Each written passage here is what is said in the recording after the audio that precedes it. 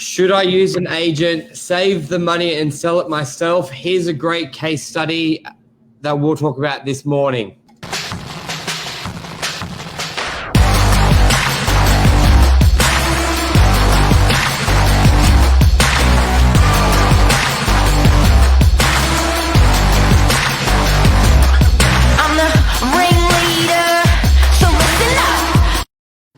Good morning, everyone. Welcome to Morning Minutes, episode 368. Yes, 368. Should I use an agent? Should I not use an agent? Sometimes in sales, like I reckon an owner, it comes across their head all the time because they don't necessarily understand what an agent does. And I love it when we had Lee Woodward on and he said how many steps are involved. It was like 360 or 244. It was something insane with the process. A lot of the time, the owners just don't understand. And that's probably the biggest thing and the biggest responsibility for an agent to explain to the owner. It's not the actual, well, obviously there's a part of it finding the buyer, but there's so much more to it, isn't it, Mark? Good morning, Anmar. Yeah. Hey, Anmar. Look, 41 Warriewood Road was just the best example for everyone today. And this was a big sale for us at the time where it was... the owners came to me and they had an offer of 10.3 and they were like, what do you reckon? And I said, because they'd been working with this person that wanted to buy their land, big block of land in Warriewood. They'd been working with this person for 3 to 5 years. This person's been knocking on their door, we want to buy. And they'd been working this person up in price for 3 to 5 years. So they thought the money was really good. And put in perspective, it was an area of Warriewood that had been rezoned. So a lot of developers always knocking on the door. Yep.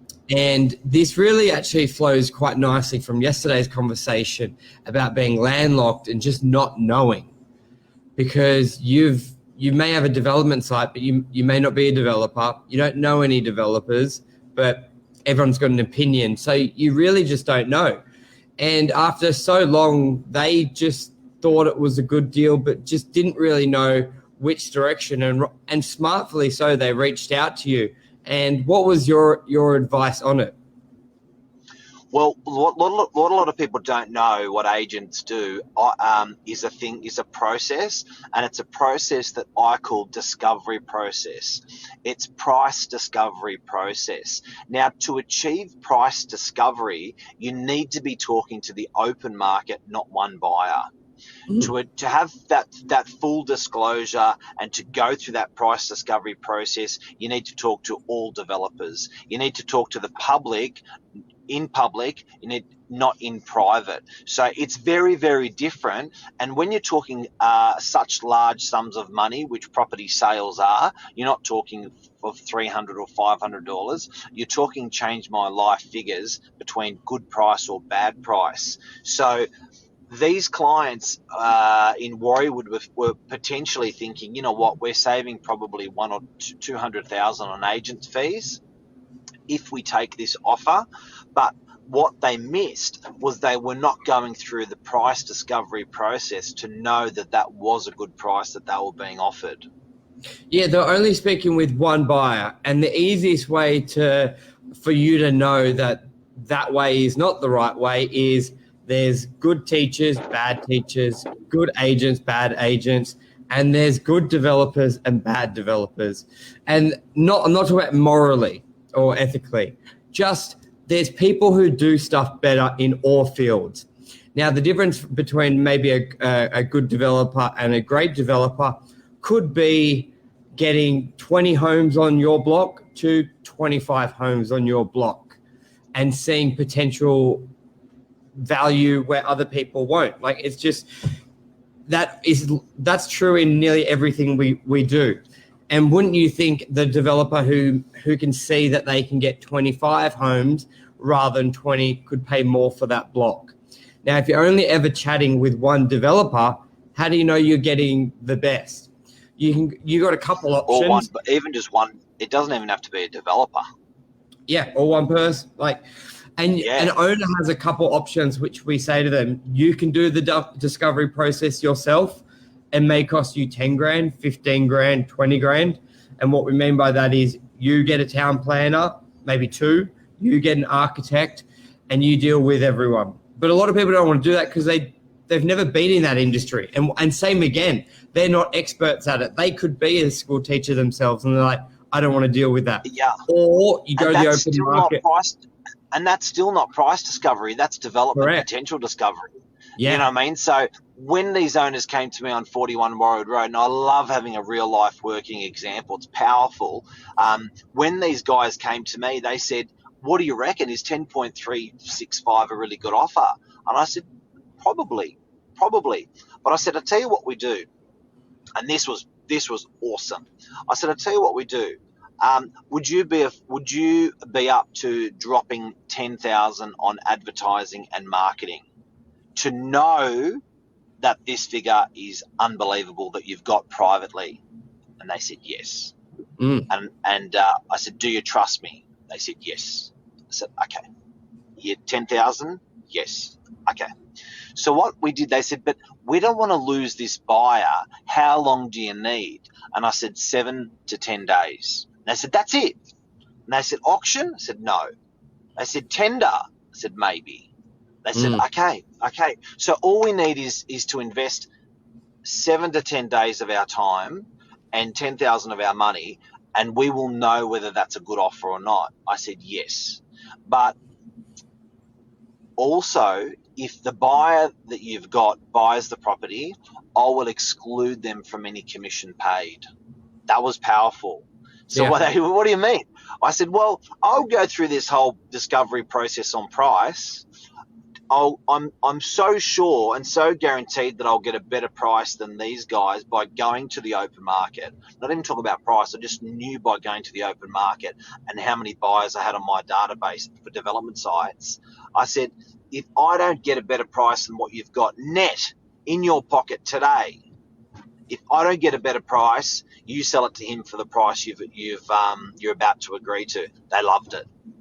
Yeah, because it takes away the doubt of it as well. And the good thing is when you've got the relationship with the developers on the database, it's not just like it's price and then development potential. And the job and the role of the agent is to look at both and help give advice, either or. Because, Mark, if you only heard 10.3 million, you'd be like, well, it sounds good. Like, sure. But if you also then heard you could build 100 homes on, you're like, oh, sounds a little low. Or if you could build 2 homes, it sounds a little high. So it goes hand in hand. And that's where a lot of homeowners just don't have that ability in that type of scenario. So going to the open market, because the developer they'll obviously be conservative. They don't want to tell you if they can get 100 homes or 80 homes on a block. But they also want to substantiate that they're the buyer for the process, especially in that case when you do a tender and you're weeding out, because we had like 30 or 40 people submit an application, and your role is also to weed them out going, well, that's not very strong, that is strong, low price, high price, bad terms, and you're weeding them all out till you get to say the top 3 or 4, and then you work with them.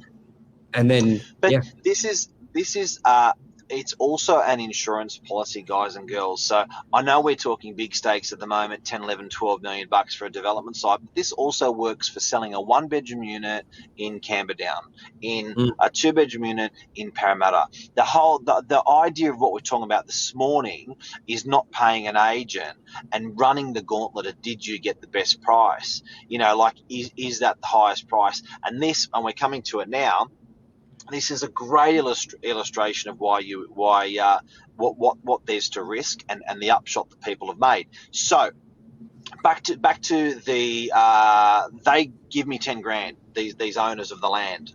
They say they give me 7 days and they said do what you can do. I gave them an assurance that if the person they had currently on the property bought the property through me, they wouldn't pay a commission, which was pretty ballsy, working for free. Which we are anyway, until it's sold. Yeah. So you know what I mean? So, yeah. We're one of the last industries doing it. When do you get a carpenter in and decide whether you want to pay him or not at the end? Yeah. You're Not paying happy. per hour. An Yeah. agent, you're not paying per hour. You're deciding if you're going to pay them at the end, if you like the price or not. It's a cracker. Anyway, so what I said, okay, I said, look, we've got 1,000 people on our database registered as developers, investors, people. We even had churches on there that wanted to buy the land. So Yeah. we ran the campaign. What do you know? Within 9 days of marketing this land, we had 17 written offers by way of tender on the property. Mm. Tell us the offers, Michael. Oh, they range from 7 million up to, in the initial stage, I think the highest, because there's 7 million to say like 11 million. So even in the first round, and when you do a tender, you've got like round 1, 2, and 3, because you like bits and parts of each offer. And I think because there was a couple of increases by memory, it was a couple of years ago. I think it ranged from 7 to 11. So either way, they were winning, even it like straight away after 9 days. And then we're like, but we can get more. We can work. We've still got to go through the process. This is the thing that blew the client's mind, that what we did. So what we did is, I remember the glass table was sitting around. There was grandkids, there was kids, there was grandma, there was everyone that was assisting in the decision-making process. What we actually did is we sat down the active agents with their buyers in our office, together with the sellers of the property. We sat down and we laid out every single tender on the table. There was, effectively, there was $130 million worth of people's cash on the table. And we went through that. And one of the most powerful things in an agent that knows what they're doing, particularly in this tender process, was we qualified everyone. So it wasn't just about how much money have you got. It was about their capacity. If they are the decision maker, the person that made the offer, when they had the ability to sign a contract, what they were intending to do when buying the property, even down to who they were using to finance the property. We actually found out that information. Yeah, that was your one. So that was really powerful, where we actually, when we sat down with the owners and presented the offers to the owners, we actually presented all of those key performance indicators on the developers and buyers that were making offers. What we also did is we didn't take it on face value, the dollars. So we actually did more research on it, and that was when we went to round 2. So the owners worked out what offers they liked, which buyers they liked. Then we moved those buyers, those offers into round 2. After that, we found the 2 best buyers and moved those guys into round 3. Yep. After that, we awarded the property to one buyer, and we gave them a trigger date saying, if you are not exchanging by this date, exchanging is buying the development site, if you don't do it by this date, it goes back to the open market. You can still buy it, but it goes back to the open market. Tell us how it closed. Yeah, so that buyer, because this was the key thing, and if you ever do an EOY, you must add this to your form, because we had EOY is expression of interest. Tender, you must have, because it will just cover your ass for this dialogue. You must have when will you exchange? Is it same day, 5 days, 10 days? Because that will cover you, because the buyer had offer accepted, the offer had been increased. I think we're at 12 million at this stage. So it was much higher than where the owners wanted. 5 days had passed and it had not exchanged yet. There was always a reason. I want to get this test. I want to get this test. And then I think it got to say 7 days. And at the 5 day mark, you're calling the underbidder who goes, we know you weren't awarded the property, but it still hasn't sold. Will you match what they had accepted? And are you ready? And that buyer was like, yes, we're ready. Keep in mind, I think the initial offer maker said they'll do it within 5 days. They had not. So then you've got all right to call the underbidder and say, when are you ready? They're ready. I think it got to like the end of the 5th day or the end of the 6th day, because the original offer maker still was delaying, and the owners were like, this is And they're just red flags straight away. When you've done the form, you said you're ready to go, hadn't paid a deposit either. So, like we said, it's nothing sort of as strong as, like, you're still weeding it out, even if it looks good on paper. But that was... So, what was the final offer? I think it was 12 or 12.1, wasn't it? So, in conclusion, the owners had a private developer knocking on their door for 5 years. The owners did an incredible job of getting the highest price out of that developer. They got 10.365. The owners were not sure, were not confident in what in that process. They trusted us. They invested only 10 grand on a $12 million sale. Within 10 days, we had a signed contract with a awesome developer for 1.665 more. Even after we paid ourselves, we still had almost $1.5 million more in the owner's pocket. Here's the catch: the ability of the deal was also stronger, because sometimes these deals exchange, but they don't settle. It was like a 12-month settlement they had. And I don't even think they had the best from that developer. I think he offered more with us. By memory. It wasn't much more. We extracted more out of it. Yeah. The owners did well, and that's where the trap is. Out of their old buyer. Correct. Yeah. But that's where the trap is. If you're only dealing with that one buyer, you almost get a false sense of security. Of you may have negotiated the best price from that buyer and you feel great for it, but you haven't spoken to every buyer and it hasn't gone to many different people. And also, Mark, they were very distorted because they'd been negotiating over 3 years. They're not even thinking about the actual market of what they're selling. So the developer's turning it into homes. In 3 years, those homes went up at like 40% in value. So not only... like, they were so focused on their figure, they weren't necessarily thinking about what it would turn into. And that's a good trick from I wouldn't say trick from a developer. It works in their advantage. Like, they could be at 10 million and 12 months later they increase to 10.2, but the GR of the site's gone from 40 million to 55 million. They're paying an extra 200 grand for it. Like, there's so many things to speak of. GR means total sales prices of when they've developed the property. The gross realization is GR. Yep. So in a rising market, it's a nice bankable figure. In a shrinking market, you're stuffed. But signing off, don't pay an agent and save yourself a fortune. This was a 41 Warriewood Road, was a cracker of an experience, a cracker of a story, even for us as agents that do it all the time, that we've shared with everyone today. If you know anyone that's contemplating this and you want to share this story with, we'd love you. It helps us by sharing our content.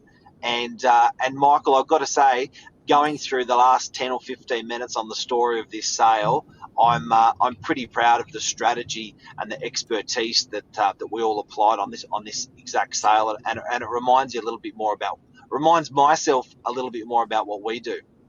Yeah, it was fun. It was a good experience, and we've replicated it many times. And it's a lot of owners sort of fall in that trap. You see it a lot, especially after the deals, and you think of this and go, what's that saying? It's it doesn't really apply. A bird in the hand is better than two in the bush. Sort of almost in reverse. But anyway, I think that's a wrap. Thanks, Admar.